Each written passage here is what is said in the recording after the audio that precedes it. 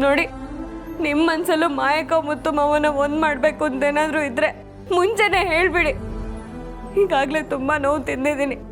ಇನ್ ಮುಂದೆನೂ ಇದೇ ತರ ನಡೆಯುತ್ತೆ ಅಂದ್ರೆ ಅಭ್ಯಾಸ ಮಾಡ್ಕೊಳ್ತೀನಿ. ಬೆಳ್ಳಿ, ಹುಚ್ಚುಚ್ಚಿ ತರ ಆಡ್ಬೇಡ ನೀನು. ಮಾಯಿಂಗ್ ಯಾವತ್ತ ನಾನು ಸಪೋರ್ಟ್ ಮಾಡಿದಿನ? ಆದರೆ ನಿನ್ನ ಸಂತೋಷನೇ ಸರ್ವಸ್ವ ಕಣ. ನಿನ್ನ ಮುತ್ತು ಮದುವೆ ನಡಿಬೇಕು, ಅದೇ ನನ್ನ ಉದ್ದೇಶ. ಹಾಲ್ನಲ್ಲಿ ಆ ಥರ ನಡ್ಕೊಂಡಿದ್ದಕ್ಕೆ ಒಂದು ಮುಖ್ಯವಾದ ದೊಡ್ಡ ಕಾರಣ ಇದೆ.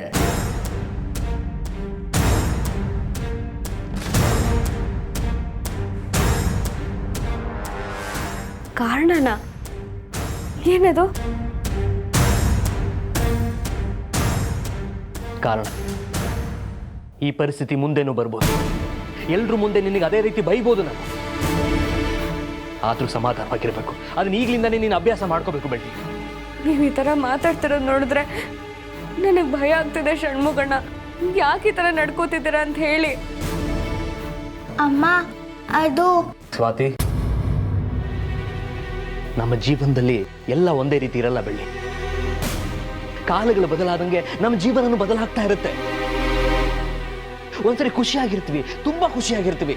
ಸಡನ್ ಆಗಿ ಕಷ್ಟ ಬರುತ್ತೆ, ದುಃಖ ಬರುತ್ತೆ. ದೇವರು ಮತ್ತೆ ಖುಷಿಯಾಗಿರ್ಲಿ ಅಂತ ಸಂತೋಷನ ತುಂಬ್ತಾನೆ. ಹೀಗೆ ಯಾವುದು ಶಾಶ್ವತ ಅಲ್ಲ. ಈಗ ನಿನಗಿರೋ ಪರಿಸ್ಥಿತಿನೂ ಶಾಶ್ವತ ಅಲ್ಲ, ಅದು ಬದಲಾಗುತ್ತೆ. ಆದ್ರೆ ಒಂದು ವಿಷಯ, ಏನಣ್ಣ ಅದು? ಏನೇ ಆದ್ರೂ ಸರಿ, ನನ್ನ ತಂಗಿ ಯಾವುದೇ ಸನ್ನಿವೇಶದಲ್ಲೂ ಕೆಟ್ಟ ನಿರ್ಧಾರ ತಗೊಳ್ಳಲ್ಲ ಅಂತ ಭಾಷೆ ಕೊಡು.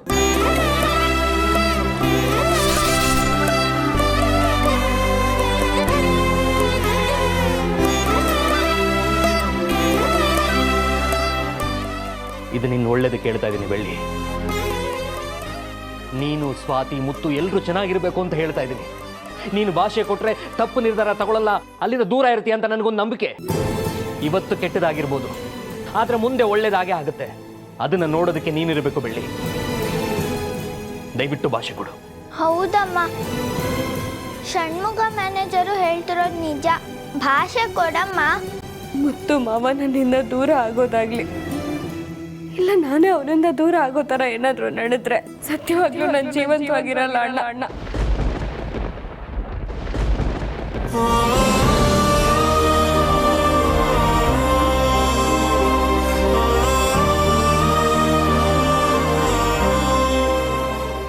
ಏನು ಬೆಳ್ಳಿ ಇದು? ನಾನು ಕೇಳಿದ್ದು ಯಾವುದೇ ಕೆಟ್ಟ ವಿಷಯ ನಡೆದ್ರು ಕೆಟ್ಟ ನಿರ್ಧಾರ ತಗೊಳ್ಳಲ್ಲ ಅಂತ ಭಾಷೆ ಕೊಡು ಅಂದ್ರೆ, ಒಂದು ಕೆಟ್ಟ ವಿಷಯ ನಡೆದ್ರೆ ನೀನು ಜೀವಂತವಾಗೇ ಇರಲ್ಲ ಅಂತ ಭಾಷೆ ಕೊಡ್ತಿದ್ಯಲ್ಲ ಬೆಳ್ಳಿ. ನಿನಗೆ ಎಷ್ಟೇ ಕಷ್ಟ ಬಂದರೂ ಈ ಷಣ್ಮುಗ ಇರ್ತಾನೆ, ಏನೂ ಆಗೋದಿಲ್ಲ. ನಾನು ಇರ್ತೀನಿ ನಿನ್ನ ಜೊತೆ, ಧೈರ್ಯವಾಗಿರು, ತಿಳಿತಾ?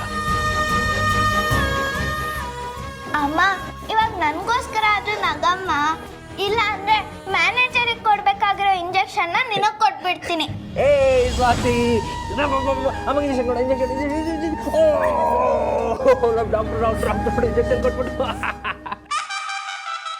ಎಲ್ಲೋ ಏನೋ ಮಿಸ್ ಹೊಡಿತಿದೆ.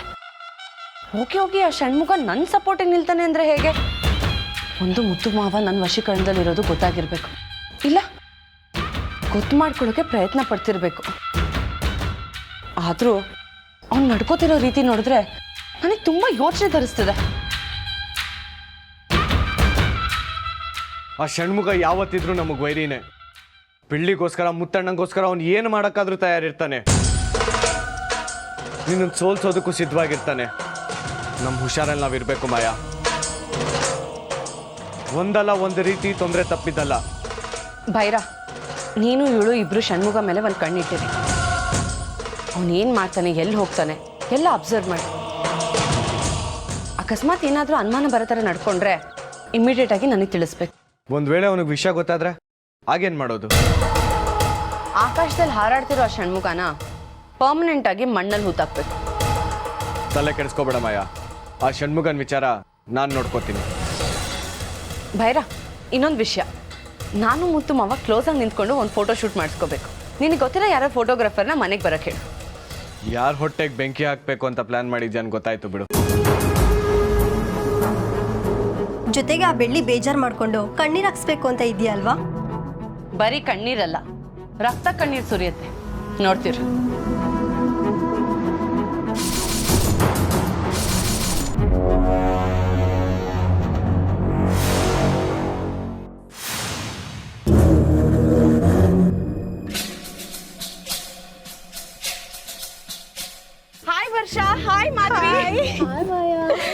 ಹೇಗಿದ್ದೀರಾ? ನಾವು ಸೂಪರ್ ಆಗಿದ್ದೀವಿ. ನೀವ್ ಹೇಗಿದ್ಯಾ? Double super. ಅಲ್ಲ ಕಣೆ, ಹಳ್ಳಿ ಮನೆ ಏನೋ ಸುಮಾರಾಗಿರುತ್ತೆ ಅಂತ ಅನ್ಕೊಂಡ್ವಿ, ಇದೇನೋ ಇಷ್ಟೊಂದು ಸೂಪರ್ ಆಗಿದೆ. ಮತ್ತೆ ನಮ್ಮ ಮುತ್ತು ಮಾವ ಅಂದ್ರೆ ಸುಮ್ಮನೆನಾ? ಇಡೀ ಊರಿಗೆ ಅವರೇ ಶ್ರೀಮಂತರು. ಹೋ, ಇಲ್ಲಿ ನೋಡಿ, ನಮ್ಮ ಮುತ್ತು ಮಾವನ ಮಗಳು ಸ್ವಾತಿ ಅಂತ. ಹಾಯ್ ಸ್ವಾತಿ.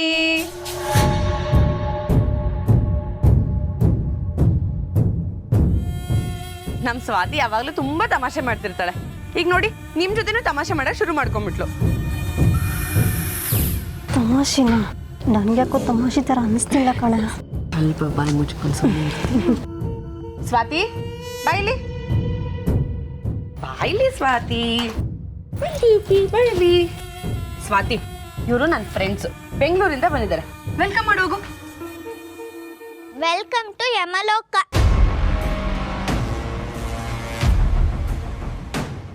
ಏನೇ ಮಾಯ ಇದು, ನಾವಿನ್ನು ಮನೆ ಒಳಗಡೆನೆ ಕಾಲಿಟ್ಟಿಲ್ಲ, ಇವಳು ಸೀದಾ ಯಮಲೋಕಕ್ಕೆ ಕಳಿಸ್ತಿದ್ದಾಳೆ ನಮ್ಮನ್ನ. ನಾವಂತೂ ಇಲ್ಲಿರಲ್ಲಪ್ಪ, ಈಗ್ಲೇ ಬೆಂಗಳೂರಿಗೆ ಹೊರಡ್ತೀವಿ. ಗಾಡಿ ಎತ್ತಿ. ಒಂದ್ ನಿಮಿಷ, ಆಗ್ಲೇ ಹೇಳಿಲ್ವಾ, ನಮ್ ಸ್ವಾತಿ ಸ್ವಲ್ಪ ತಮಾಷೆ ಜಾಸ್ತಿ. ಹೌದೌದು, ಅವಳು ತುಂಬ ತಮಾಷೆ ಮಾಡ್ತಾಳೆ. ನಿಮ್ಮನ್ನೆಲ್ಲ ನೋಡಿದ್ರೆ ಒಂದ್ ವಿಷಯ ನೆನ್ಪಿಗೆ ಬರುತ್ತೆ, ಹೇಳ? ಅಯ್ಯೋ ಬೇಡ ಸ್ವಾತಿ, ನೀನ್ ಸುಮ್ನೆ ಇದ್ಬಿಡು. ಭಯಾನ ಮಾಯಕ್ಕ. ಹೇ, ಅದೇನೋ ಹೇಳ್ಬೇಕು ಅಂತಿದೆ ಮಗು, ಹೇಳಿ ಬಿಡು, ನೀ ಹೇಳಮ್ಮ. ಇವಳು ಮತ್ತೆ ತಮಾಷೆ ಮಾಡ್ತಾಳೆ, ಆಮೇಲೆ ನೀವೆಲ್ಲರೂ ಇಲ್ಲೇ ಮಾತಾಡ್ಕೊಂಡು ನಿಂತ್ಕೊಂಡ್ಬಿಡ್ತೀರಾ. ಅದಕ್ಕೆ ನಾನು ಬೇಡ ಅಂತ ಹೇಳಿದ್ದು. ಅವಮಾನ ಮಾಡ್ತಿರೋದನ್ನ ತಮಾಷೆ ಮಾಡ್ತಿದ್ದಾಳೆ ಅಂತ ಹೇಳ್ತಿದ್ದಾಳೆ. ಅಮ್ಮ, ಹೌದೌದು, ತಮಾಷೆ ಮಾಡ್ತಿದ್ದಾಳೆ ಅವಳು. ನೀನ್ ಹೇಳು ಪುಟ್ಟ.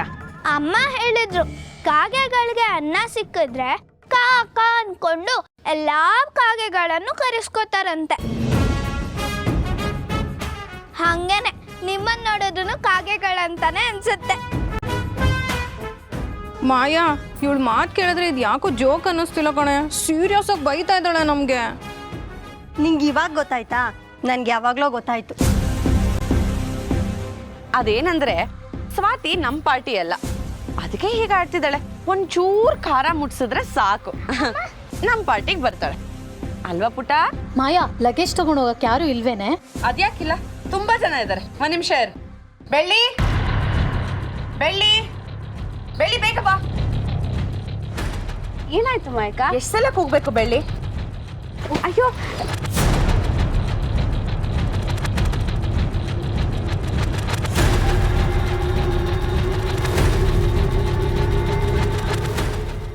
ಏನಿಲ್ಲ ಬೆಳ್ಳಿ, ಇವತ್ತು ಮನೆ ಕೆಲಸವ್ರು ಯಾರು ಬಂದಿಲ್ಲ ಅಲ್ವಾ, ಅದಕ್ಕೆ ನನ್ನ ಫ್ರೆಂಡ್ಸ್ ಲಗೇಜಸ್ ಇತ್ತು, ಸ್ವಲ್ಪ ತಗೊಂಡೋಗಿ ನನ್ನ ರೂಮಲ್ಲಿ ಇಟ್ಬಿಡ್ತೀಯಾ?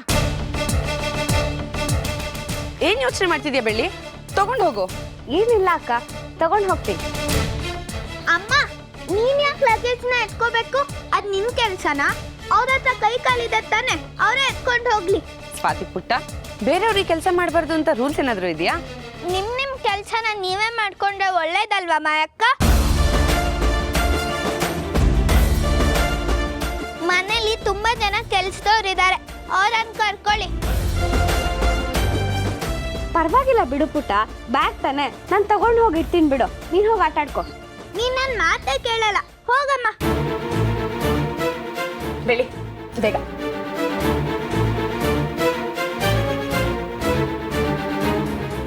ಅವ್ಳು ತಗೋತಾಳೆ ಬಿಡು.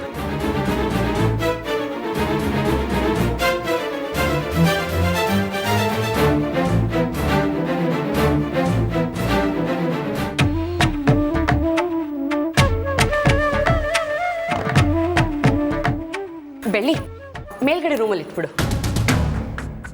ಸರಿ ಮಾಯಕ್ಕ.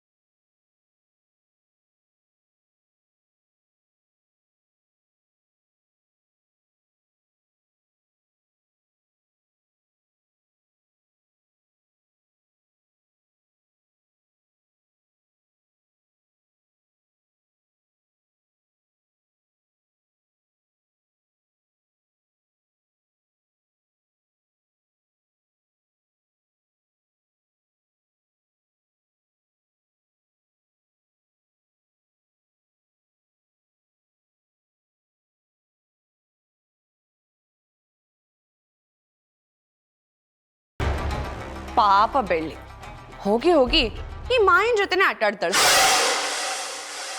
ಅಪ್ಪ ವಶೀಕರಣ ಆಗಿದ್ದಾರೆ. ಅಮ್ಮಂಗೆ ಅವ್ರು ಬರೋ ತನಕ ಹೀಗೆ ಕಷ್ಟ ಕೊಡ್ತಿರ್ತಾರೆ. ಅಪ್ಪಂಗೆ ಹೇಗಾದ್ರೂ ವಾಸಿ ಮಾಡಬೇಕು.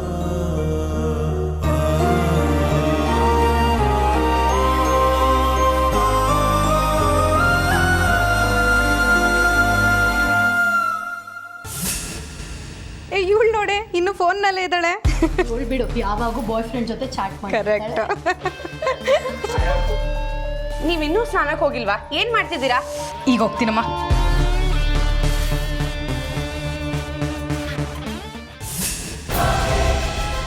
ಮಾಯಾ, ಇಲ್ಲಿ ನೋಡ್ಬಾ ಇಲ್ಲಿ.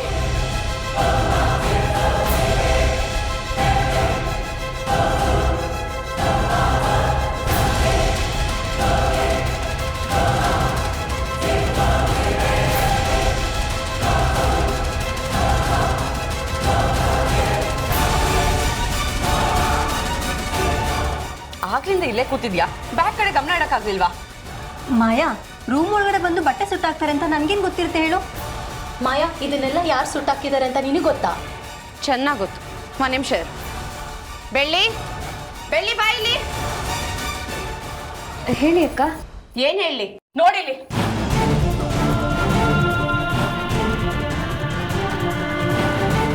ನಿನಗೇನಂತ ಹೇಳ್ದೆ? ಹಾ, ಬ್ಯಾಗ್ನೆಲ್ಲ ತಗೊಂಡು ಹೋಗಿ ರೂಮಲ್ಲಿ ಇಡು ಅಂತ ಹೇಳ್ದೆ. ಆದ್ರೆ ನೀನ್ ತಂದಿಟ್ಟ ಮೇಲೆ ಬ್ಯಾಗ್ ಓಪನ್ ಮಾಡಿ ನೋಡಿದ್ರೆ ಹೊಗೆ ಬರ್ತಾ ಇದೆ, ಬಟ್ಟೆ ಎಲ್ಲ ಸುಟ್ಟೋಗಿದೆ. ನೀನ್ ಸೀರೆ ಸುಟ್ಟೋಯ್ತು ಅಂತ ನನ್ನ ಫ್ರೆಂಡ್ಸ್ ಬಟ್ಟೆಗಳನ್ನೆಲ್ಲ ಸುಟ್ಟಾಕಿ ರಿವೆಂಜ್ ತಗೋತಿದ್ಯಾ? ನಾನು ಯಾಕಕ್ಕ ರಿವೆಂಜ್ ತಗೊಳ್ಳಿ? ನೀವು ಹೇಳಿದ್ರಿ ಅಂತ ನಾನು ಬ್ಯಾಗ್ ತಗೊಂಬಂದಿಟ್ಟೆ ಅಷ್ಟೇ. ನಾಟಕ ಆಡ್ಬೇಡ ಬೆಳ್ಳಿ, ಇದೆಲ್ಲ ನಿಂದೆ ಕೆಲಸ ಅಂತ ನನಗೆ ಚೆನ್ನಾಗಿ ಗೊತ್ತಿದೆ. ನೀನಾಗಿ ನೀನು ಒಪ್ಕೊಂಡ್ರೆ ಒಳ್ಳೇದು, ಇಲ್ಲಾಂದ್ರೆ ನಾನು ಬೇರೆ ತರ ಮಾತಾಡ್ಬೇಕಾಗತ್ತೆ. ನನ್ನ ಸೀರೆ ಸುಟ್ಟೋಯ್ತು ಅಂತ ನಿಮ್ಮ ಮೇಲೆ ದ್ವೇಷ ತೀರಿಸ್ಕೊಳ್ಳೋ ಅಂತ ಕೀಳ್ಮಟ್ಟಕ್ಕೆ ಇಳ್ದಿಲ್ಲ ಮಾಯಕ್ಕ. ಅಡುಗೆ ಮನೇಲಿ ನನ್ನ ಪಾಡಕ್ಕೆ ನಾನು ಕೆಲಸ ಮಾಡ್ತಿದ್ದೆ. ನೀವು ಕರೆದ್ರಿ ಅಂತ ಇಲ್ಲಿಗೆ ಬಂದೆ ಅಷ್ಟೇ. ರೂಮಲ್ಲಿರೋ ಲಗೇಜು ತಾನಾಗೆ ಸುಟ್ಟೋಗಿದೆ ಅಂದ್ರೆ ಹೇಗ್ ಸಾಧ್ಯ? ಅದು ಅಂಜಲಿ ಇದೇ ರೂಮಲ್ಲಿ ಇರ್ಬೇಕಾದ್ರೆ. How is it possible? It's possible ಮಾಯಕ್ಕ. ಹಾಲಲ್ಲಿರೋ ಸೀರೆನೇ ಸುಟ್ಟೋಗಿರೋವಾಗ ರೂಮಲ್ಲಿರೋ ಬಟ್ಟೆ ಸುಟ್ಟೋಗೋದ್ರಲ್ಲಿ ಏನೂ ಆಶ್ಚರ್ಯ ಇಲ್ಲ. ನಾನು ಅನ್ಕೋತಿದ್ದೆ ಏನು ಇನ್ನೂವರೆಗೂ ನಿನ್ನಿಂದ ಮಾತು ಬಂದಿಲ್ಲ ಅಂತ. ಈಗ ಬಂತು ನೋಡಿ. ನಮ್ಮ ಅಮ್ಮನ ಯಾಕೆ ಬೈತಿದ್ದೀರಾ? ನೀವು ನಿಮ್ಮ ಬಟ್ಟೆ ಸರಿಯಾಗಿ ಇಟ್ಕೊಳ್ತೇನೆ ನಮ್ಮ ಬೆಳ್ಳಿ ಅಮ್ಮನ ಏನಕ್ಕೆ ಬೈತೀರಾ? ಏಯ್ ಚೋಟ್ ಮೆಣಸಿನ್ಕಾಯಿ, ನಾನೇನೋ ನಿನಗೆ ಬೈಯೋ ಥರ ಆಡ್ತಿದ್ಯಲ್ಲ. ಚೋಟ್ ಮೆಣಸಿನ